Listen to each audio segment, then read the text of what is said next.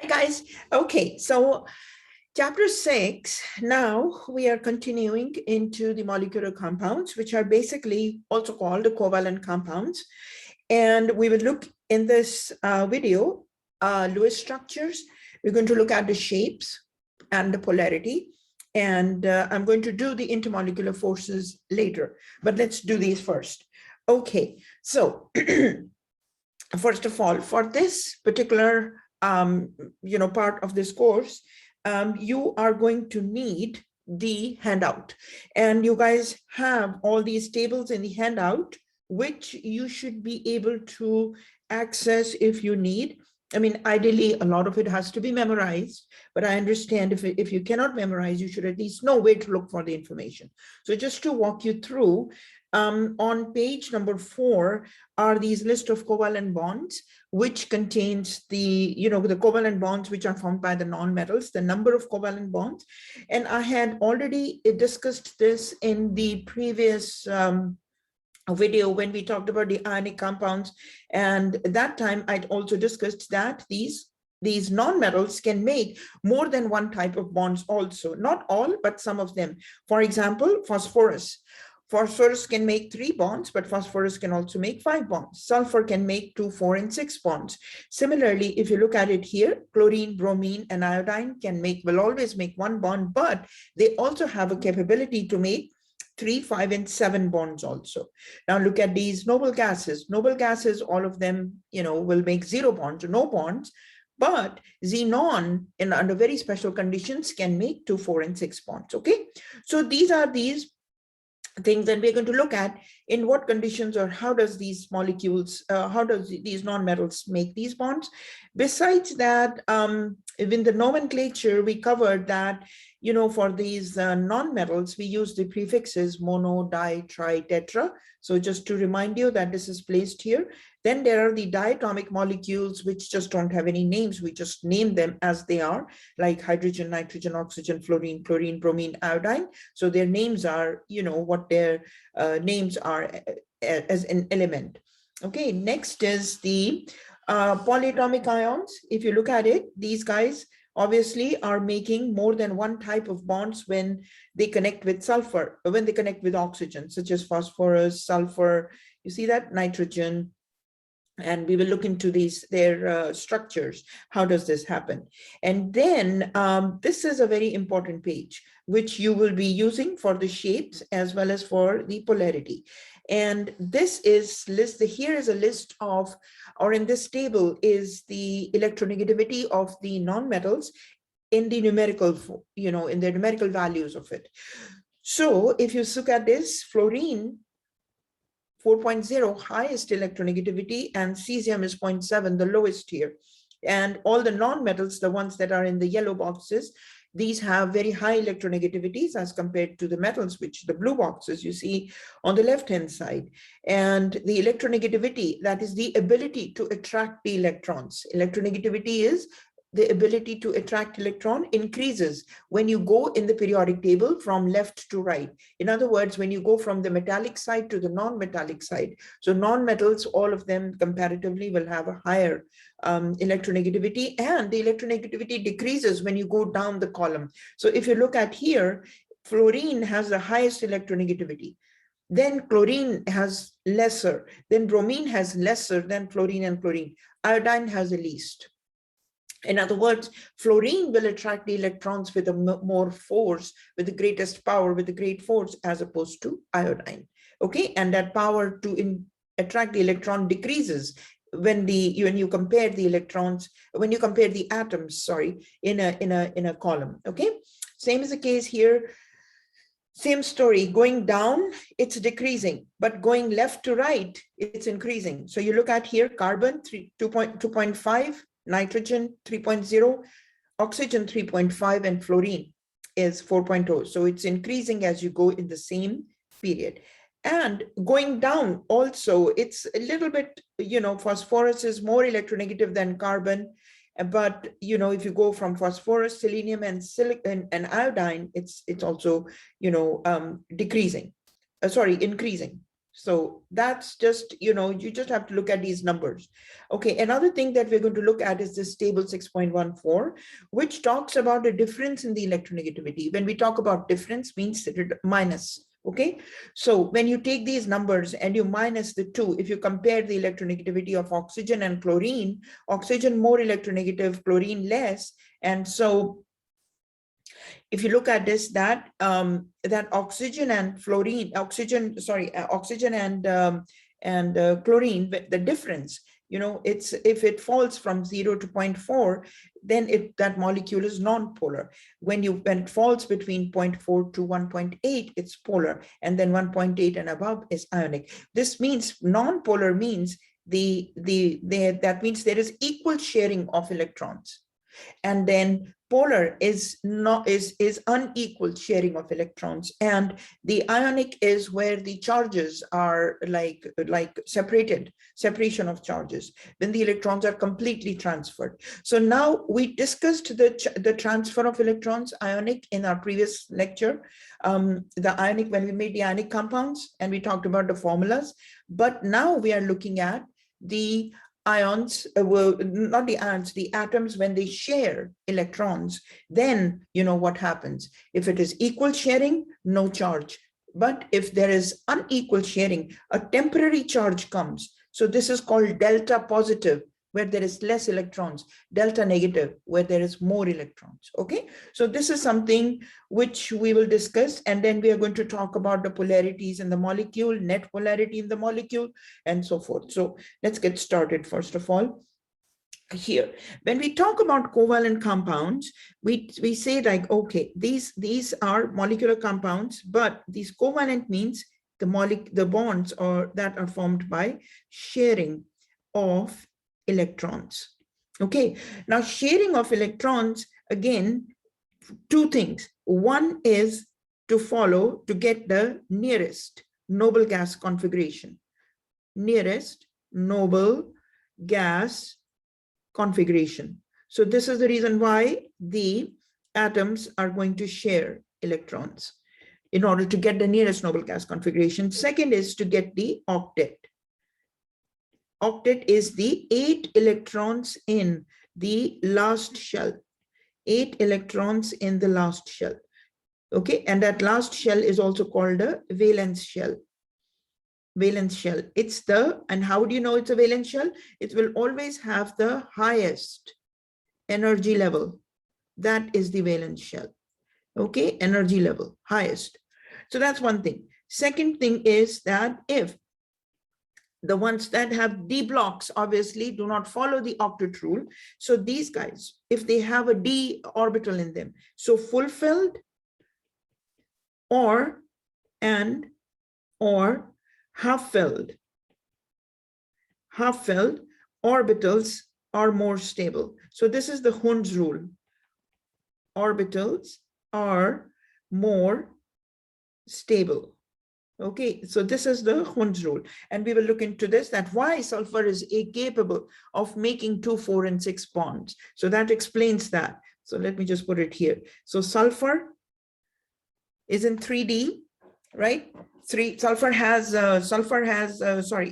is 1, 2, third orbital. Yeah, third shell, or it has got 3 shells, sulfur. Then phosphorus also 3 shells. And then comes chlorine also, 3 shells, chlorine, then bromine, then iodine. Okay, these guys have all d orbitals, iodine and xenon. So because they have d orbitals are present in them, d orbitals can hold a maximum of 10 electrons. So that is how they defy the octet rule. Okay, d orbitals, and these d orbitals can hold a maximum 10 electrons in d orbitals. And when it's half filled, then if half filled is 5, and still it is going to be stable, okay, in d orbitals. So these guys will defy the octet. Let me put this here. These guys are defy the octet rule.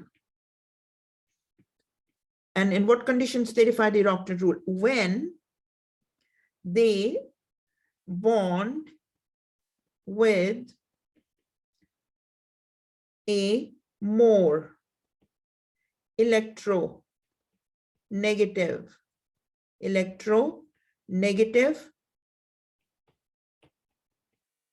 atom. Okay, such as generally, oxygens. So when they bond with oxygen or, or fluorine, or, among themselves as oxygen, fluorine, or among themselves. Sorry. Okay, that's why morning during the daytime, if I'm recording, too much disturbance. Okay, such as oxygen, fluorine, or when they among themselves. All right, so that's the deal with. Pay attention to. Now, this piece is not in your book, so it's a lot of things, are in chemistry which cannot be explained, in the book, or they cannot be, like, in other words, they are not like, they're not let's say specified in that curriculum or in the book, but we keep seeing their examples. We keep seeing examples. And I'm like, okay, if the examples are there, the students have questions, then why not explain it? So this is something that, that you should understand, because this is not explained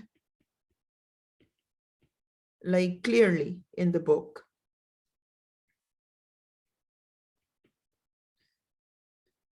So that there's a question, why would sulfur make 2, 4, and 6 bond and so forth? So let's just put it here. Sulfur will make 2, 4, and 6 bonds. Phosphorus will make 3 and 5 bonds. Then comes chlorine, bromine, iodine. These guys will make 1, 3, 5, and 7 bonds. So these are bonds. And anytime I write something in red, that means it's important. Okay, so here comes chlorine, bromine, iodine. These guys will make 1, 3, 5, and 7.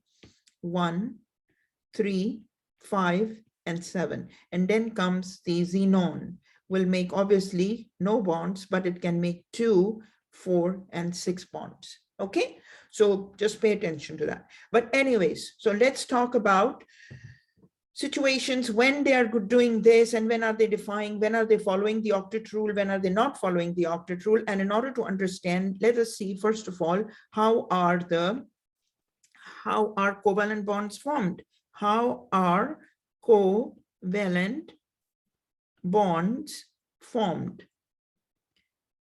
Okay, and how many of them are there? So there is a single bond. There is a single bond. Then the covalent bond is formed by, is also double bond. So in what conditions?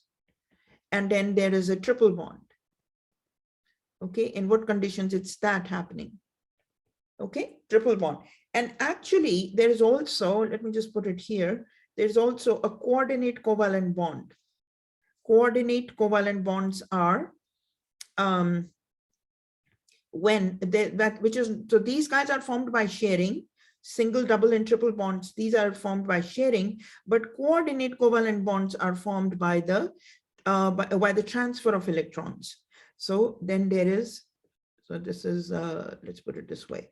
This is 1, 2, 3, and 4.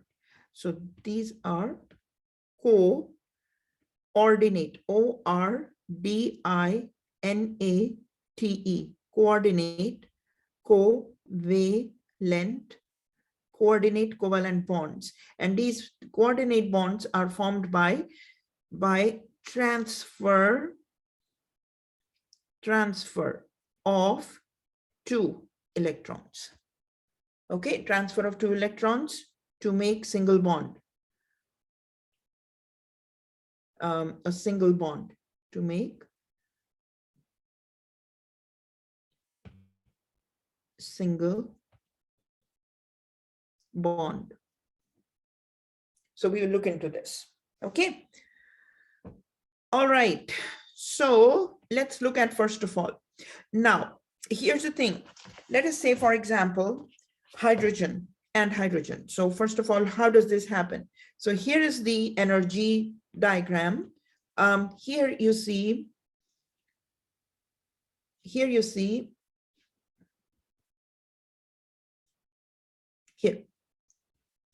distance between the nucleus. So this is the distance between the nucleus is distance between the nucleus. It is actually decreases. And we will look into this in a minute. And here is the energy. Energy increase in energy. Okay, so let's understand this first of all. Let us say hydrogen and a hydrogen. So this is one atom of hydrogen. This is another atom of hydrogen.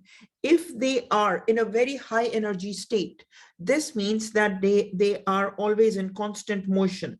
So unstable, both of them are in very high energy state. That is why they are placed on top.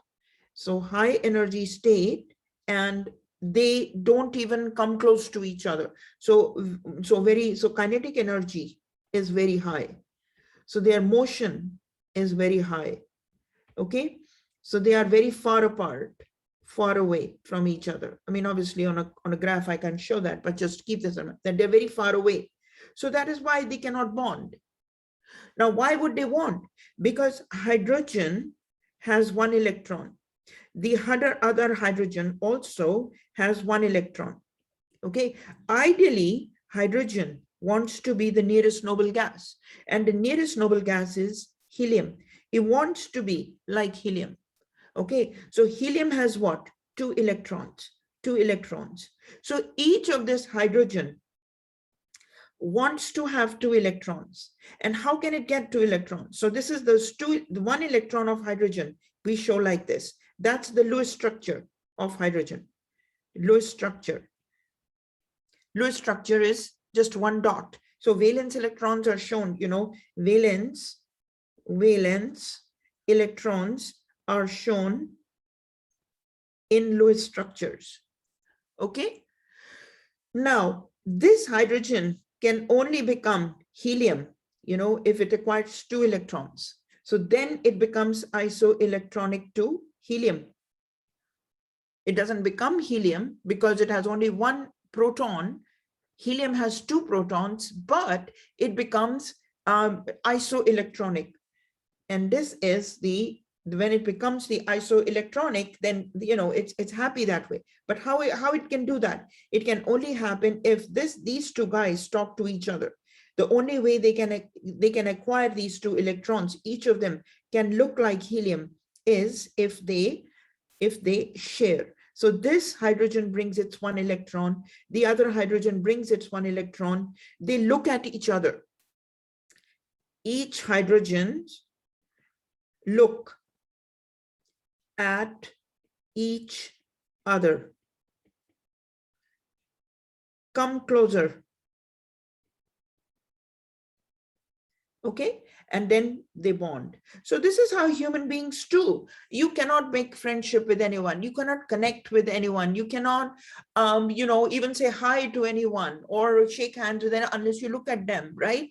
So looking is very important. Then coming close, at an optimal length is very important. So if you're at that, like, handshaking, your arm length, is in the beginning when you don't know somebody, that's what like the social acceptable, you can say, in our society is that when you connect with someone, that initial distance is important, and then you say hi or hello, you shake hands. So that shaking hand is like basically bonding. So here is the hydrogen bringing one electron. This is the other hydrogen that brings its second electron. They look at each other and then they come close. And when they come close, it's very important that they come close in such a way that that their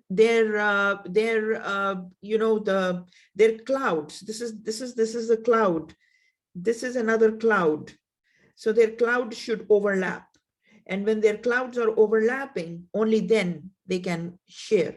So this guy and this guy is basically that overlap happens, and then in that overlap, that's where the bonds are formed. So if they come too close in the beginning, if they come too close, then there's going to be a repulsion if they come too close. So let us just put it here like this way, and I'm going to just color this gun yellow, and this guy is green. And if they are coming too close, initially too close, there's going to be repulsion. Why is there repulsion? Because it's in the end, it's the electron clouds. These electron clouds are negatively charged. And so there is negative and negative repel, because it's the electron clouds that are, you know, coming close. But they can only form a bond if they are at an optimal distance. And that optimal distance is where the nucleus of one, so they go, you know, they're thrown away, basically. But that distance where the nucleus of one talks to the nucleus of one is talking to the electrons of the other. So only then their bonds become stable. So, or in other words, only then their proximity is stable. So let's look at this thing here, that the nucleus of this nucleus attracts the electrons of, you know, of the other, electrons of the other. So the nucleus of this guy is talking to the electrons of this one, and the nucleus of this one is talking to the electrons of the other one. So the nucleus is talking to these electrons, and the nucleus of this guy is talking to these electrons. So that's how the bond is formed. So that nucleus is positively charged. Nucleus is positively charged, right? Attracts the electrons of the other, and that happens at an optimal length or an optimal distance. And that optimal distance is called a bond length. Optimal distance is called the bond length. And that bond length is, you know, where that attraction occurs and is maintained. That attraction between the positive nucleus of one, let's say this is A and this is B, like this is A, this is B, A and B. So the attraction, the positive nucleus of A attracts the negative electrons of B and vice versa, right? So that attraction is maintained. And when it's maintained, that means that when that's maintained, that means that the bond is stable. It's not going to break. So this is what is happening here. Here you have hydrogen, one electron, and the other electron of this guy, of this other hydrogen. And now we have this hydrogen gets to keep these two electrons at one point of time. So that is why this hydrogen will have two electrons. And those two electrons represent helium. He's very happy. This hydrogen also gets two electrons, okay, two electrons, and that is helium. So they are basically sharing. It's only two electrons are involved, two electrons involved in sharing. But each of the hydrogens gets to keep those two electrons at one point of time, okay? And so this is the region of overlap. This region of overlap where you find those two electrons which are shared. So this is called the region of overlap. Okay. So So now let's just keep it like this, the region of overlap. So because 2 electrons are involved, right? 2 electrons, let's put this here. 2 electrons are involved in sharing, a single bond is formed. Okay, so anytime 2 electrons involved in sharing, it is always a single bond, a single bond. All right, and this single bond is basically, you know, it's also written as H2, H2, and the name is hydrogen. Okay, now let's look at the shape, and I'm going to just continue doing this. Let's look at the shape and let's look at the polarity. Polarity, everything all in one. Okay, and I have separate videos to show the polarity and the shape, but you know, you guys can also, like this is a combined lecture. Okay, anyway, so let's look at the shape. The shape, because it's like a stick, like a stick, it's in the end like that. So it is called a linear shape. Linear shape. All right, this is a linear shape. Now comes the polarity. Now for the polarity, you're going to refer to table. Actually, let's do this. Let's go back here. And for the shapes, you are going to refer to this table. Oh, where is it?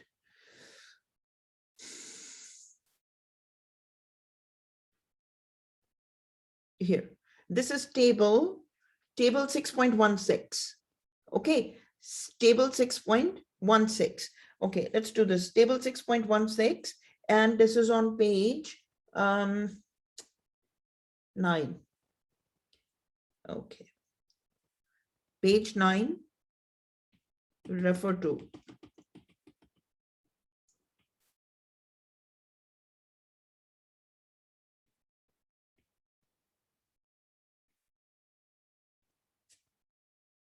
Page 9 in handout. Okay, and the next one is for polarity also. Let's look at that. Polarity is from this thing, page 8. Yeah, page 8. And this is the table 6.14 and the electronegativity values. So refer to table 6.14 and electronegativity values on page 8 in handout. Okay, so we will just continue to do that. So now, first of all, let's look at the shape. Shape is linear. How come? Shape is, in this case, the shape is linear. Well, first is, of course, when there are just 2 atoms involved, you know, it is just going to be a linear shape. It's nothing big deal about that. But just so you guys know. So here, you know, you can, we will look into electron groups a little bit later, but let's look at the bonded atoms. How many bonded atoms do you see on the top, on the table? On the table, on the top, you see these are the bonded atoms, 2, and yeah, so 2. Bonded atoms are 2. And when there are 2 electron groups, 2 electron groups means that there are like only just 1 bond and 2 atoms involved in that. So that's the 2 atoms. Any lone pair has those 2 dots, like non-bonded atoms. Lone pairs are also called non-bonded atoms. Okay, and then the bond angle is 180 linear, and this is one example they have given, but the shape comes out to be linear. So for your course, for the Chem 38, you're going to look at the molecular shape. Molecular shape actually is the shape as you see from outside, as you see from outside. But the electron group geometry is from internally, is more internal. What the shape is, if you go inside a molecule and see it internally, what is that shape? Okay, these electron groups, basically are the sum of like the lone pairs and the bonds. How many bonds are there? So lone pairs and the bonds together. So there's only one bond. There's only one bond. So let's do it here. So only two bonded atoms and only one bond. Okay, therefore the shape is linear. So it's like a stick. Okay, like a stick, like a rod or a stick, like that. Okay, now next thing is, let's look at whether the molecule is polar, non-polar, or what.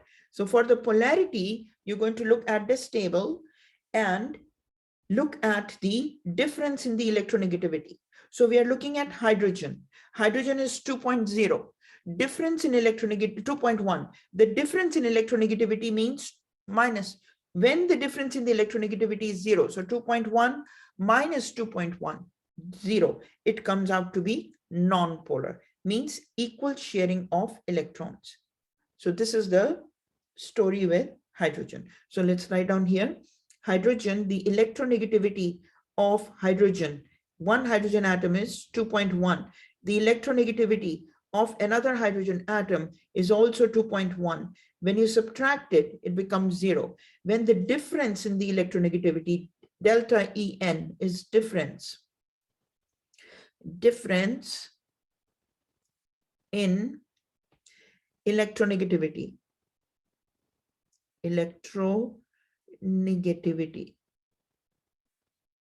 Difference in electronegativity is 0, and that relates to, from the table 6.14, you see that from that table, this difference in electronegativity is non-polar. Now, non-polar means that equal, no charges in this, so equal sharing of electrons. Okay, so this is one example. Let's keep doing other examples. So this is one set. One example is of this one. Let's look at another one. So this is here, hydrogen wanted to look like helium. So this is the nearest noble gas. Nearest noble gas configuration. All right. Next, let's look at the situation with chlorine when it makes this Cl2. So the name is chlorine, CHLORINE, chlorine. Okay, and here we're going to look at a few things. So here is your chlorine, 17 electrons, right? Another chlorine is also bringing in 17 electrons. So let's look at the like the electronic configuration, just so you can see how the electrons work. So 1s2, 2s2, 2p6, 3s2, and 3p5. Okay, another chlorine is 1s2, 2s2, 2p6, 3s2, and 3p5. Now here we have 3s2 and 3p5. 1, 2, 3, 4. Sorry, it's just 3. Sorry, 1. Okay, and here is 3s2 and 1, 2, 3. Okay, so let's do the orbital diagram of this. Is the 3s2. So this inner core is like neon 10, and the outer core is 3s2 and 3p5. 3s2 and 3p5. So 3s2 is this, and here also 3s2. 3p5 is 1, 2, 3. Always for the orbital diagrams, always, let me put this here, always for orbital diagrams, fill the orbitals singly or singly occupy or whatever that's singly, then pair any remaining, and then pair. So first we have 3p5 here. So 1, 2, 3, 4, and 5. Okay, so that pairing. And since we only need to keep 5 electrons, so we could only pair 2, and that's fine. Next, look at 3p5. So 1, 2, 3, that's singly occupying every single orbital. And now we start pairing the remaining 2, go here and here. So how many unpaired? So we see that there is 1 unpaired electron in each chlorine. Okay, and what is bonding? Pairing of electrons is bonding. Pairing of electrons is bonding. Okay, is bonding. So if we only need to pair 1 electron, so what happens is this guy and this guy will be paired and they overlap.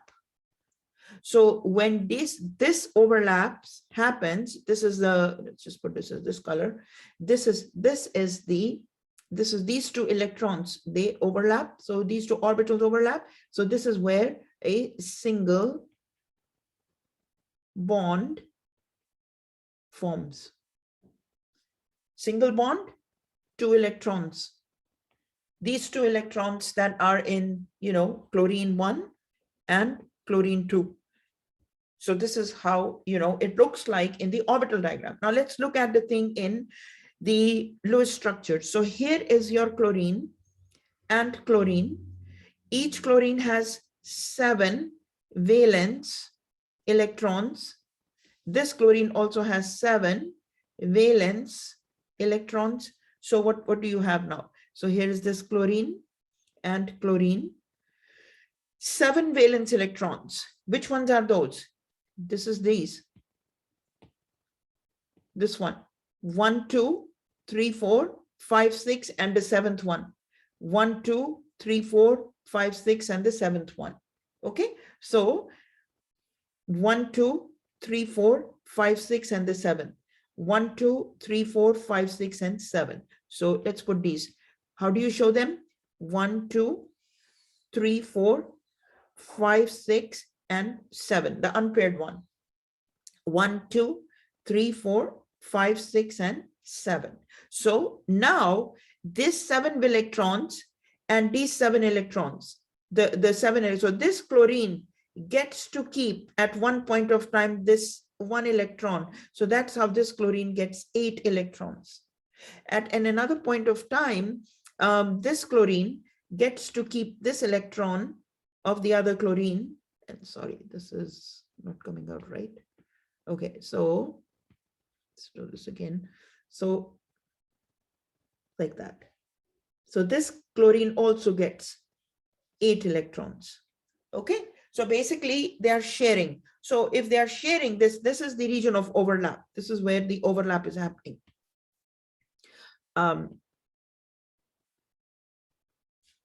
this is overlap. And in this overlap, 2 electrons from each chlorine come, okay, to form the bond. So how will you show this now? You can show this whole thing now like this. Cl 1, 2, 3, 4, 5, 6, 7, and the other one is like this. 1, 2, 3, 4, 5, 6, and 7. So this chlorine gets these electrons, and the other one gets the other electrons like that. So the same thing is shown this way, and that is when they are overlapping, they form these 2 electrons, they form a single bond. Okay, and how would you show this? Then you show it like this. So chlorine and chlorine. Now remember that these guys on the dots, these guys are called the non-bonded. or these are also called the lone pairs. So let me just put it here. These are the lone pairs. So this is, these are called lone pairs, and lone pairs are also called the non-bonded electrons. So they are not bonded, as you can see, non-bonded electrons. So the only ones they are bonding are these ones. So these are the bonded electrons. Okay. So how would you show this now? This is chlorine Cl2. The name is just chlorine. Okay. And so we can sometimes commonly, it is also shown like this. Now let's look at the shape.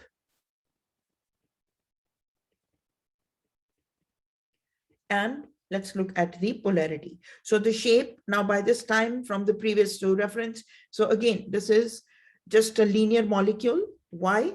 Because there are two atoms, same, they are the same. Okay, and they're the two atoms. So basically just based on that, this is a linear molecule. Okay, now the second thing is the polarity. What is it? Is it polar or non-polar? And we will discuss this more. But so this is non-polar. Why is it non-polar? Because two atoms same are bonded. Two same atoms are bonding. Two same atoms are bonding. Two same atoms are bonding. So let's look at this situation with chlorine. From the table 6.14, here we see chlorine. The electronegativity of chlorine is 3.0. Okay, and here you have the chlorine and chlorine minus 0. The 3.0 minus 3.0 is non-polar. It's a 0. So when the electrons are non-polar, when the atoms are non-polar, the bonds are non-polar, then it's equal sharing. Okay, and so even though individually 6.14, the electronegativity of chlorine is 3.0, the other chlorine also has 3.0. Let's just do this. 3.0. The difference in electronegativity, that's delta En, is 0, and that relates to a non-polar. That relates. So even though individually, let's put this here, even though individually, okay, chlorines is very electronegative, but when bonding to itself, when bonded to itself, then what happens? The electronegativities cancels out.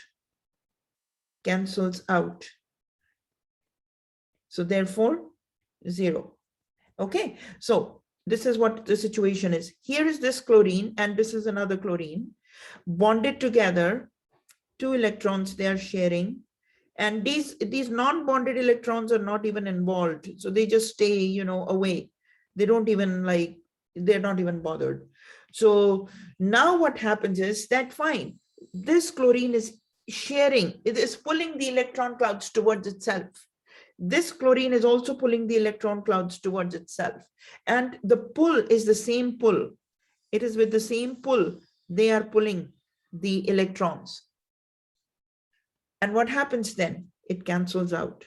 The pulls cancel out like a tug of war. Okay, the effect of the pull effect cancels out, and therefore it becomes the polarity. Polarity is like if there is one side is more, the other side is less. So the polarity, the overall, the net polarity is 0. Okay, the sum total of all these polarities. If we were able to capture, like, or if we were able to measure what is that force with which they are pulling, and that force is measured, that force comes out to be 0. Like if you measure that in both the sides, so one side is 1 and the other side is in the opposite direction, 0. So this becomes a non-polar molecule. Okay. All right, now, on the other hand, let us look at an example. So this was all single bonds. Again, 2 electrons, did I write this here? 2 electrons are involved, so therefore it's a single bond. Single bond. All right, now let's look at another example in which, of a double example, of like a double bond. So here's this oxygen. Now, let's look at this oxygen. Oxygen is 8 electrons, 1s2, 2s2, and 2p, 4. Okay, the other oxygen, 8 electrons, and that is 1s2, 2s2, and 2p, 4. Now let's look at the orbital diagrams. Now, before we do that, just keep this in mind that this whole thing is the valence shell. This is the valence shell. So when we talk about this is the valence shell. And how many electrons do you see in the valence shell? You see 6 electrons in the valence shell. Okay, so with that said, with the 6, so oxygen will have these six dots in the Lewis structure. 6 electrons means 6 dots in the Lewis structure. In Lewis structure, 6 dots, you know, so you get it. So anyway, so let's look at this here now. So 2s2 and 2p4, and this is 2s2 and 2p4. Let's see how it looks. So 2s2 is this 1, 2, 3, 1, 2, 3, and let's put these electrons. 2s2 is this opposite direction. 2p4, singly occupy first, and then 4. 2p4 means 4 electrons. So only this one is going to get paired. So all 4 of them get placed in the orbital 2p. 2s2. Now 2p4, we need to place 4 electrons. First, singly occupy each of the orbitals, the p orbitals, and then pair. Then you get this. Okay, now we have 2 electrons, this electron and this electron unpaired. Similarly here, this and this unpaired. So what is going to happen? This and this will overlap, and this will overlap. So when this overlap happens, this is one single bond and the other single bond. So this is how these 2 single bonds make one double bond. 2 single bonds make one double bond. All right, so we have now each of them, each of the orbitals that were singly occupied is now we have 2 electrons in that, so double occupancy. So let's do this. Oxygen has 1, 2, 3, 4, 5, 6 valence electron. This oxygen has 1, 2, 3, 4, 5, 6 valence electrons. So now what happens? This oxygen overlaps with this one because it has 6 electrons, plus now it gets to keep 2 more electrons. So total, it gets its octet met, 8 electrons, right? Same is the story with the other guy.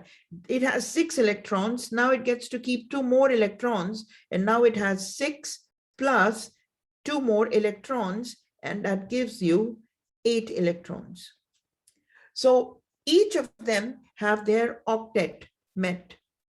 Octet is met. Same story was here also. I forgot to mention this. So when it's doing this, it has its 8. Oh, I did right here, 8 electrons. Okay, so octet is met. And how many electrons are involved in sharing? If you look at it, there are 4 electrons involved in sharing. Okay, so we see here now oxygen 1, 2, 3, 4, 5, 6. This oxygen comes 1, 2, 3, 4, 5, 6. And this is the region of overlap where 4 electrons are occurring, 4 electrons are present. And that gives you the double bond, which looks like this: oxygen, double bond, oxygen, like that. And these guys get pushed at an angle on the side. Okay, don't just put dots at a random, always, let me put this in red, always put the dots in like pair. Always put dots in pair if possible, if possible, because sometimes if there is only like 1 electron, then obviously you can't pair. Next is that always put them at an angle.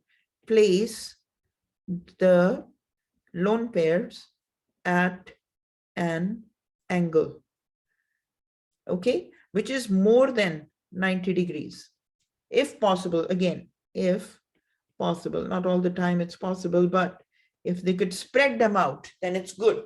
So you see, this one is not at 90 degrees. This is not at 90 degrees. And this one, these two are not at 90 degrees. So they are at, at all these different spread. More than 90 degrees means more space. Remember, this is the valence shell electron pair repulsion theory, which means that the lone pair of electrons, lone pair, which is the non-bonded electrons, they repel. Non-bonded electrons repel the bonded electrons. Therefore, they all spread out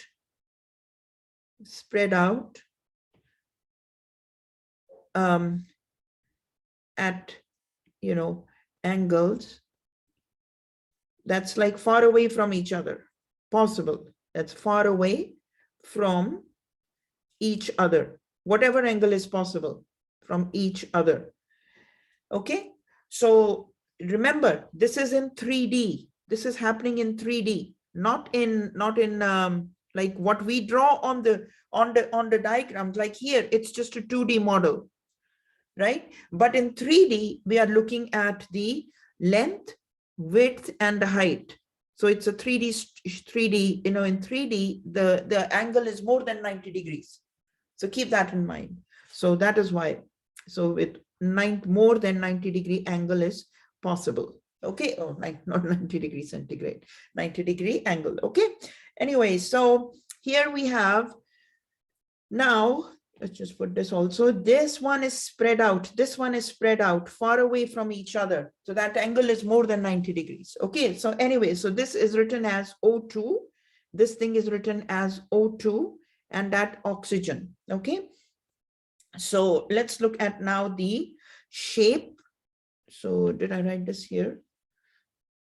So I'm going to just here 4 electrons makes the sharing of 4 electrons. 4 electrons shared make a double bond.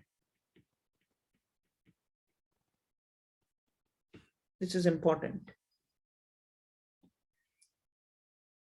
And here we put this 2 electrons, single bond. Once again, 2 electrons, single bond. Okay, now we have their shape, same story. The shape is linear because it is just, shape is linear because it is 2 same atoms. So it's like a stick. Okay, let's look at the polarity. Now polarity, same thing. Here you have oxygen's electronegativity is I mean, after some time, you won't need it, but I just have to show this all the time more mathematically. Okay, electronegativity of oxygen is equal to 3.5. Okay, so when the electronegativity of oxygen is 3.5 and the other guy is also 3.5, okay, and then you get, when you subtract it, the difference in electronegativity is 0. So that equals to a non-polar molecule. Non-polar molecule. Non-polar means equal sharing of electrons. Equal sharing of electrons. When there are equally sharing, so here is this oxygens, lone pairs, non-bonded. These are non-bonded electrons. Okay, so just keep this in mind that these are, let me put this here, these are non-bonded electrons, and these guys are bonded electrons. Okay, so 4 of them are bonded. 4 bonded. Non-bonded electrons means there is 1, 2, 3, 4. So 2 lone pairs on each. 2 lone pair on each. Okay, same story here. So here we see that these guys are bonded, and so this oxygen pulls the electron clouds towards itself. This also pulls the electron clouds towards itself. So the net polarity, individually, yes, they are highly electronegative, but when you combine the force with which they pull the electrons, because it's in the equal and opposite direction, equal pull, but pull of electrons, but in opposite direction. And that is equal to, it cancels out. And so the net polarity becomes 0. So this molecule, that's how it becomes a non-polar molecule, O2, oxygen being highly polar. Okay. All right, so that was a story behind the polarity and the shape and the Lewis structure. Now let's look at the fourth example of nitrogen. Nitrogen, N2, nitrogen. Okay, so nitrogen is what? 7 electrons. This is another nitrogen, 7 electrons.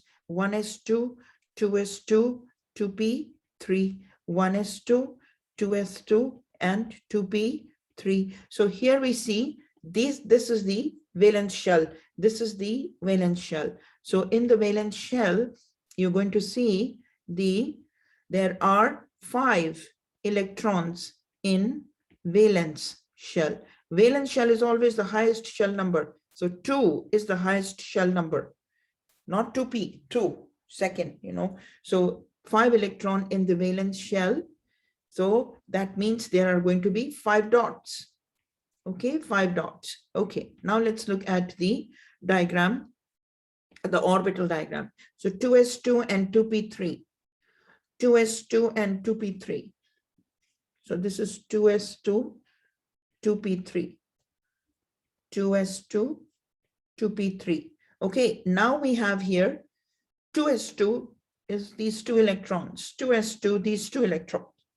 2p3, 1, 2, and 3. Singly occupy. 1, 2, and 3. Singly occupy. Okay. Now what you will see? You will see that these 2 guys are going to overlap. These 2 guys will overlap, and these 2 guys will overlap. So there are 6 electrons involved, but like 3 regions of overlap. So there are like 3 electrons here and 3 electrons here. They overlap, and when they overlap, they form like a total of 6 electrons overlap. So they form a triple bond. Triple bond. Okay, triple bond. Now the same thing can be shown here. So let's just cover this up. 6 electrons, triple bond. Okay. Now the same thing can be shown here. Here you have nitrogen, 5 electrons, right? These are the 5 electrons, 5 electrons. So how will you show these 5 electrons? 1, 2, and 3. Because these are the ones that are overlapping and the 2 are not. And here's your other nitrogen bringing in 1, 2, 3 electrons, and these 2 guys are away. So the guys that need to overlap or need to bond, those like kind of look at each other. So this one and this one and this one overlap. Whereas these guys are pushed far away because they're already bonded. So now we see here that there are, you know, this nitrogen has 5 electrons. This nitrogen has 5 electrons. Once they are overlapping, basically it's using the 3 electrons of the other nitrogen. This guy is also using the 3 electrons of the other nitrogen. This gets 8 electrons. This one, that's how it gets 8 electrons, although it's sharing those 3 electrons, yet it gets 8 electrons total by sharing. So this nitrogen gets to keep, this nitrogen gets to keep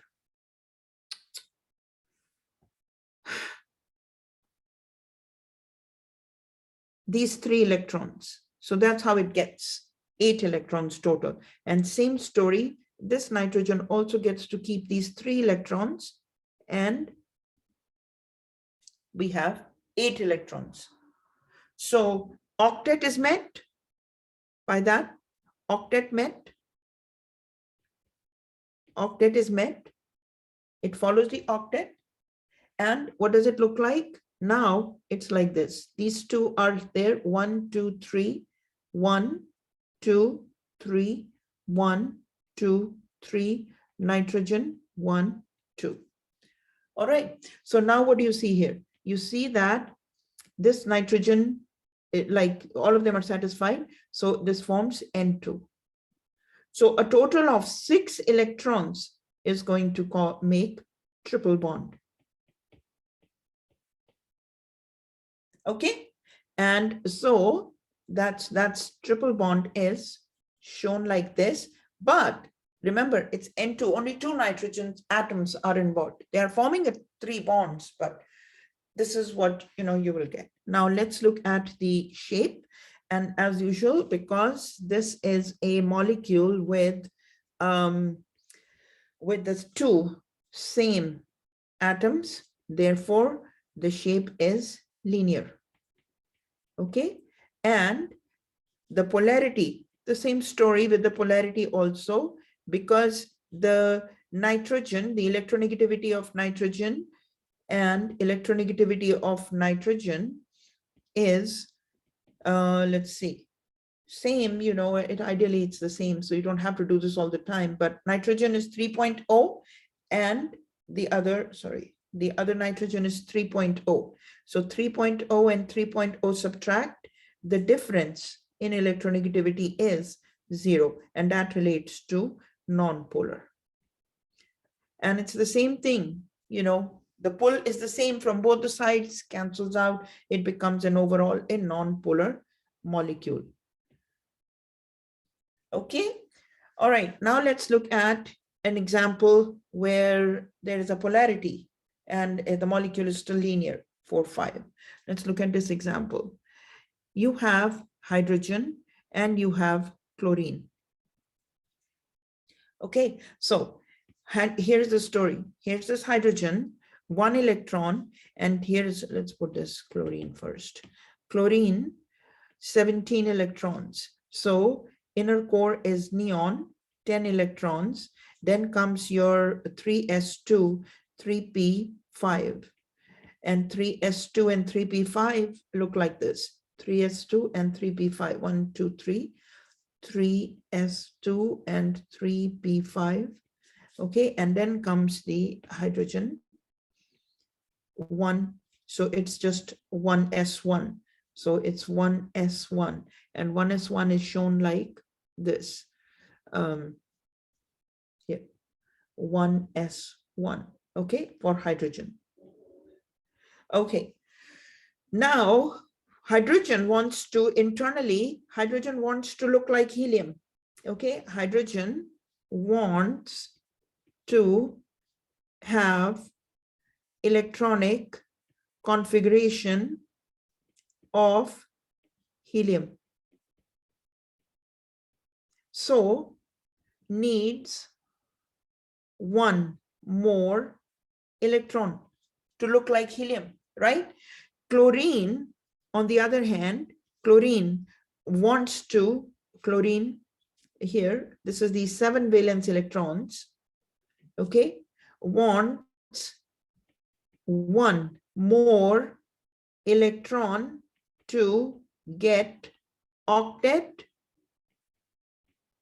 and electronic configuration of argon, 18 electrons, okay, and electronic configuration of argon with 18 electrons. So it wants 18 electrons, okay. So here, let's put these. So here are the 3s2, and this is the 3p5, 1, 2, 3, 4, and 5. Okay, so one of them is unpaired. Hydrogen has one unpaired. So what is going to happen? These two guys are going to overlap. And when that overlapping happens, chlorine gets like a total of 8 electrons in its last shell, because one is coming from hydrogen. Hydrogen also gets to keep that 1 electron from chlorine and internally look like helium. Very happy state for hydrogen and chlorine, both of them. So let's look at this here. How do you show this in Lewis structure? 1 dot. This is just hydrogen. 1 dot for hydrogen and 7 dots for chlorine. You know, in the Lewis structures, based on its the valence shell. Okay, and that's the valence shell here. Okay, anyway, so that's hydrogen and that's chlorine here. 1, 2, 3, 4, 5, 6, and 7. Okay, so now this chlorine gets to keep 1 electron from hydrogen. So that's how chlorine gets 7 electrons plus 1 more electron, and it becomes 8 electrons. Octet is met and very happy, right? Internally, it looks like argon. On the other hand, the hydrogen also gets to keep that 1 electron from chlorine. And so 1 electron was there plus 1 more electron, and it begins to get 2 electrons, and internally it looks like helium. All right. So now we have hydrogen 1 bonded, single bond. So 2 electrons are involved. 2 electrons, single bond. Okay, single bond. And here's this chlorine, and these are non-bonded electrons. They will just remain, you know, at an angle further away. So these, and these are called non-bonded electrons, and these are also called the lone pairs. All right, but these two are bonded electrons, 2 electrons. Okay, so even though there are, you know, it's just, so the shape is, so obviously this is just going to be HCl, you know, HCl, single bond. Even though they are, you know, the shape is 2 different atoms, 2 different atoms, even though it's a 2 different atoms. So this relates to linear shape because only 2 are involved. So whenever there are 2 atoms, same or different, doesn't matter. It's always going to be linear shape. Now let's look at the polarity. That is important. Polarity. Polarity is pull of electrons. Which is the, where is the pull? So look at this now. Here is this hydrogen, and here's this chlorine, right? And chlorine pulls the electron clouds with a greater force. Sorry, this is not red, it's a red color. Chlorine pulls the electron clouds with a greater force towards itself. So this region becomes red hot. This is red hot region because the electrons are spending more time towards chlorine. Hydrogen is small atom and its electronegativity is low. So we see that the electrons do not spend much time towards hydrogen, but they spend more time towards chlorine because chlorine pulls the electron clouds towards itself. Chlorine pulls the electron clouds towards itself. That pull is more. And we can see this if you look at the electronegativity of chlorine versus the electronegativity of hydrogen. So chlorine is, let's go back and see, chlorine electronegativity is 3.0 and hydrogen is 2.1. So 3.0 minus 2.1. The difference in electronegativity comes out to be 0.9. Okay. Now, according to the table 6.14, what do we see? We see that whenever the difference in the electronegativity is 0.9 or between, sorry about that, forget it. Please ignore the message. All right, so here we are looking at 0.4. The difference in the electronegativity is more than 0.4. So what kind of molecule is that? It is, or bond is that? The bond is a polar covalent bond. That means a positive and a negative charge is induced. It's a dipole. Dipole means two poles. One is the positive, one is the negative. So these positive ends, one positive and the negative end, that is what creates that situation where the atom that is more electronegative pulls the electron clouds towards itself. That is why it acquires a delta negative charge. And the opposite is for the other one. So hydrogen, less electronegative in comparison to chlorine. So it will have a delta positive charge. It will not be able to pull the electron clouds with the same forces that chlorine is. Chlorine is pulling the electron clouds towards itself, acquires a delta. Delta is, this is called delta, and delta means slight, S-L-I-G-H-T, slight, or it's a small charge. Okay, and delta positive means less electrons towards that side. Okay, delta negative means more electrons are spending, more electrons, less electrons present, or you can say the absence of electrons. And wherever there is a more presence of electrons, it is delta negative.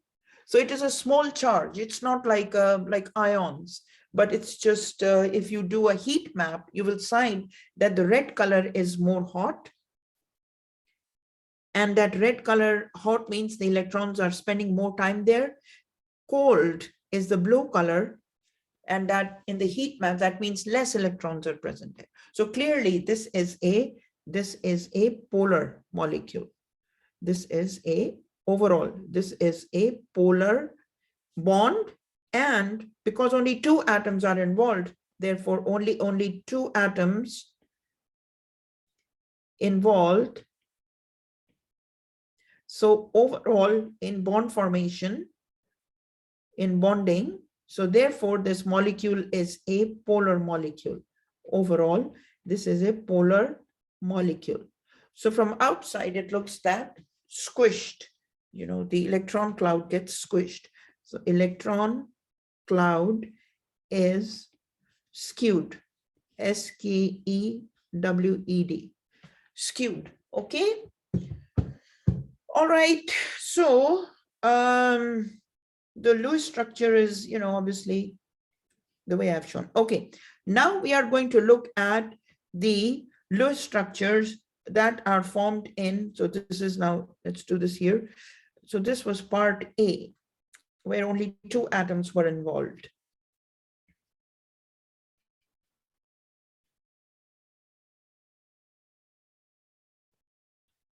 So this is part A.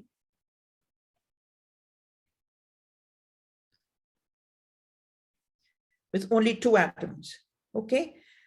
So the same situation is going, the same situation is going to happen with, with the molecules such as the diatomic molecules, other diatomic molecules. Diatomic molecules are such as hydrogen, oxygen, nitrogen, fluorine, chlorine, bromine, and iodine.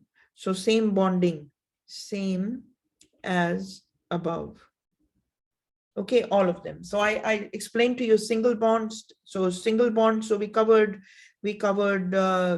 hydrogen, single bonding, we covered nitrogen, triple bonding, oxygen, double bonding, and then we covered chlorine, with the octet rule, single bonding. So that's one piece. Now let's look at the Lewis structures or bonding in case of 3 or more atoms. So what are then? Then we are going to look at the Lewis structures, and we are looking at the bonding, like we're going to look at their shapes, and we're going to look at the polarity, and same thing. And then, so there are some rules regarding the Lewis structures. So let's look at the rules. Now, these rules are not listed in your handout. So it is a good idea to write these rules in your own handwriting so that you don't forget them. All right, so let's do it this way. We've covered quite a bit here. Let's take a break, and I'm going to do it in the next video for that. Okay, next video for that, because this was quite a long video. So next video for that, for those type of molecules. So we will continue, okay? All right.